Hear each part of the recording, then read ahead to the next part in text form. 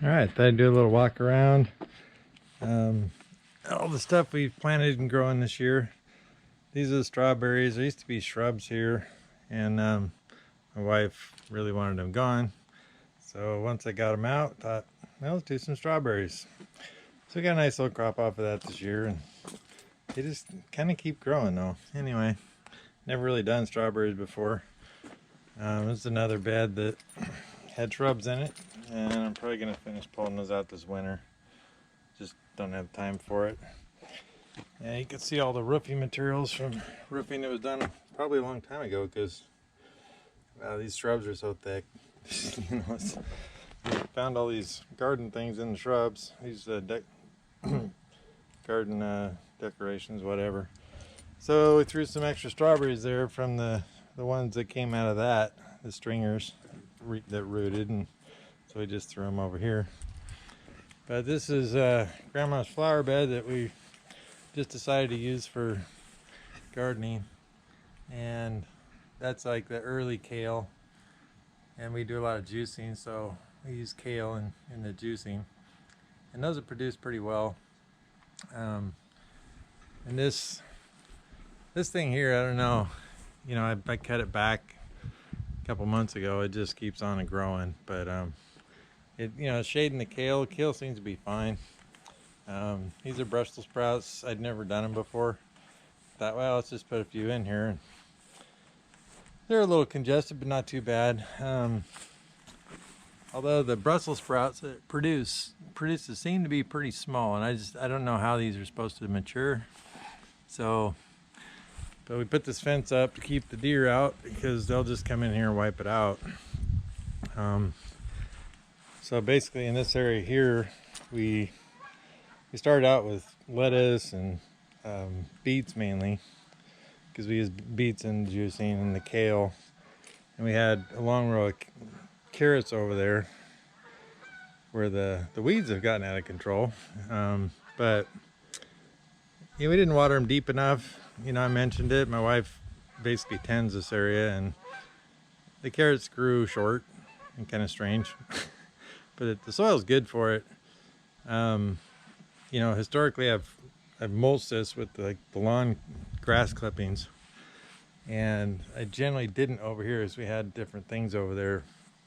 But so you can really tell that the soil's more built up over here than over there. That may have something to do with the Brussels sprouts. I really don't know. So this gets watered with the yard sprinklers and automatic timers, and so that's a little bit, you know, trying to figure out how well that works. But it took me a while to figure out to get this thing going. We like reseeded it 3 times. So it's a late cucumber, because you'll see in our other cucumbers kind of dying back, and I don't know if that's just because it's been so much time, but you can see our bees. We got 2 beehives. A nice little bee there checking out one of the flowers. Doesn't seem to mind.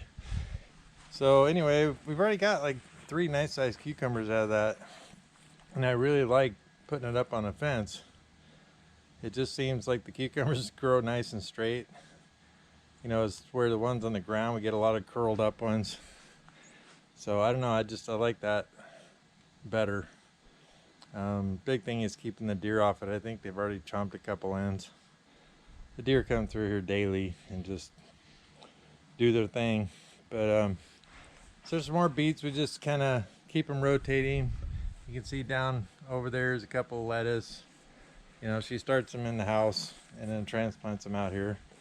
There's some cabbage we got going late, but it's really done well. And some more kale. And back in the back here, just got some lettuce off to the side. And we eat a lot of lettuce and, you know, salads and stuff. So plus you can also put them in the juicing when we have excess. So the yard, you know, historically I've really managed this to try and keep the grass nice and lush and green, and I think I'm kind of done with that.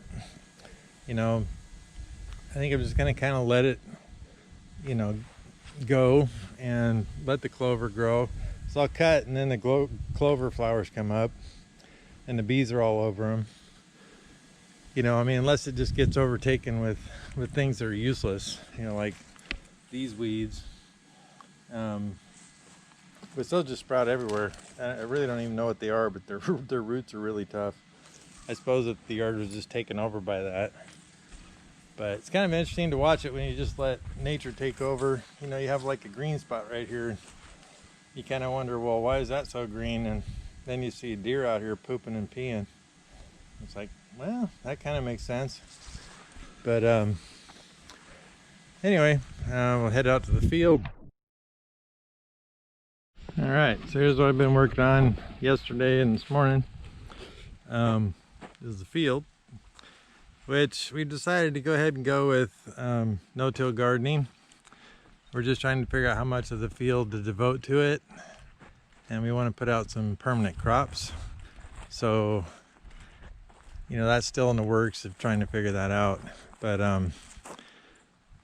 the idea is to put chicken house over here on the edge of this field down towards that corner, and you know, free range them inside of a 6-foot fence.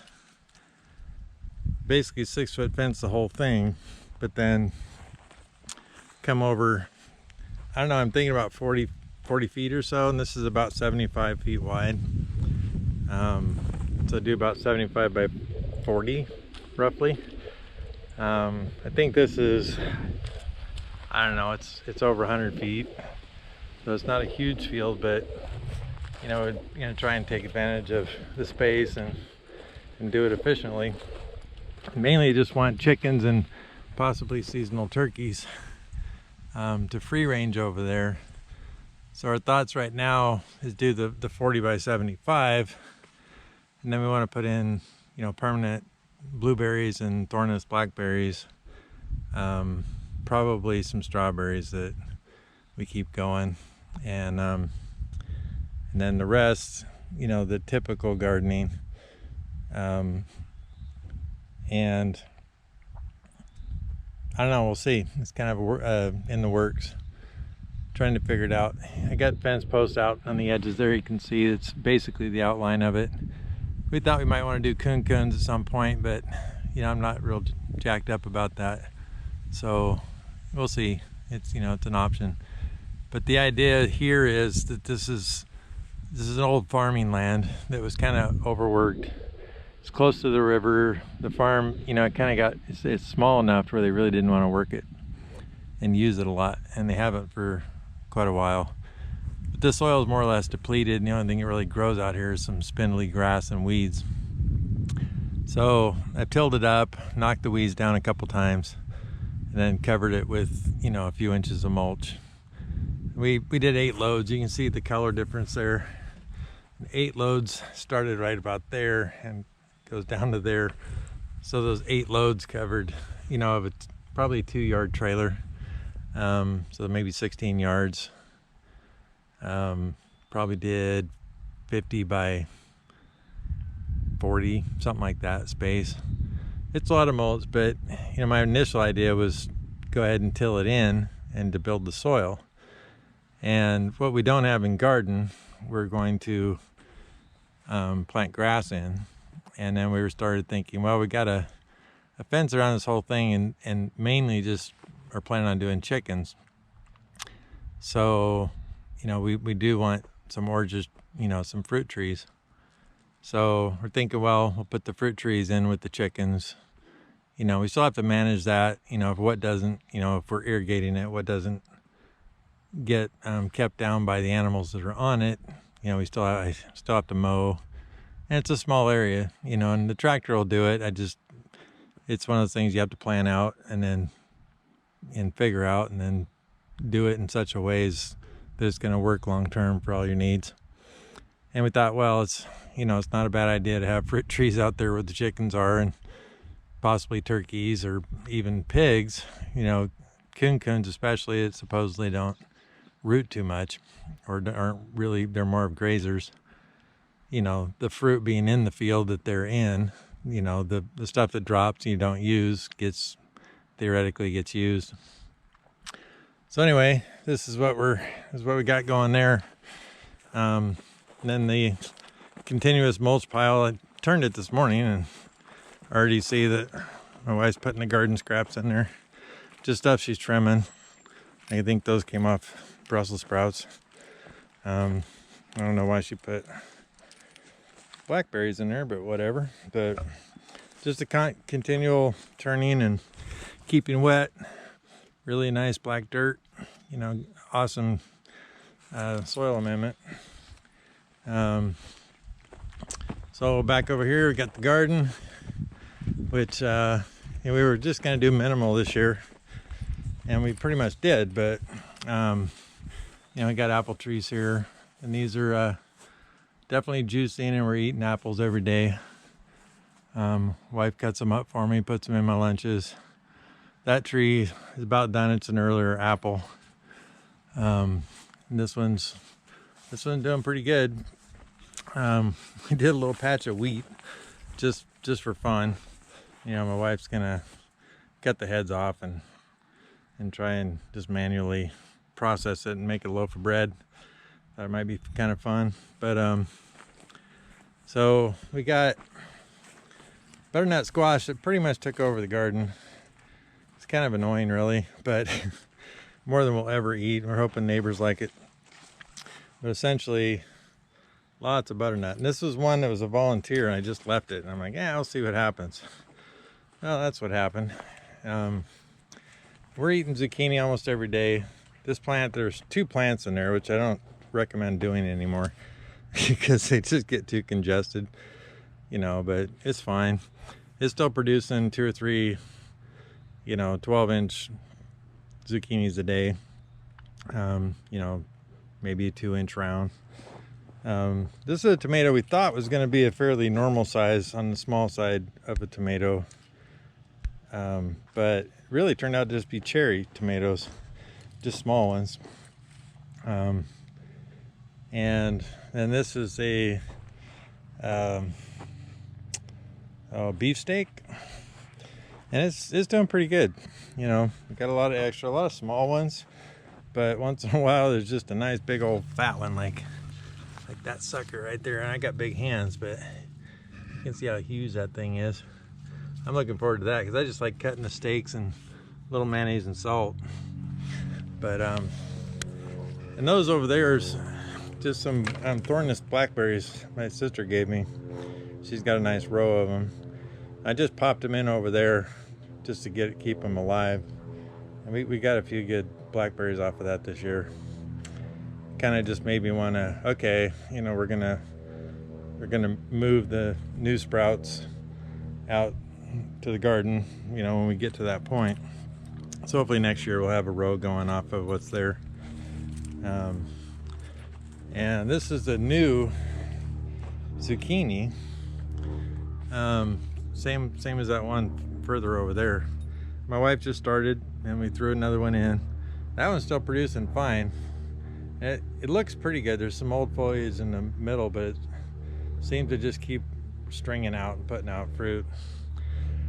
But you know, we threw this in here when there was lots of room, and then this butternut squash just exploded, and it's just an insane amount of fruit. These things are already huge and yellow, you know. It's like, okay, whatever. Then we have a row of potatoes we've been digging and eating. We're just digging up as many as we need.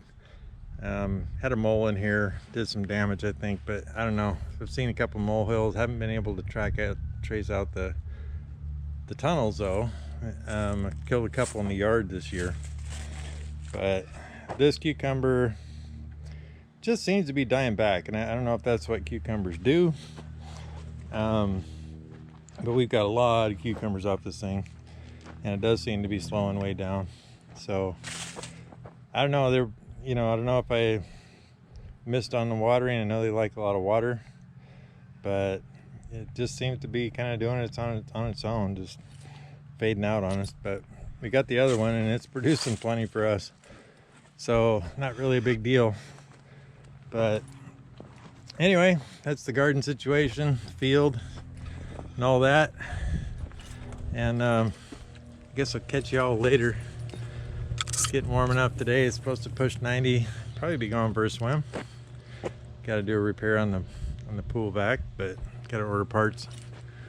Take her easy, y'all.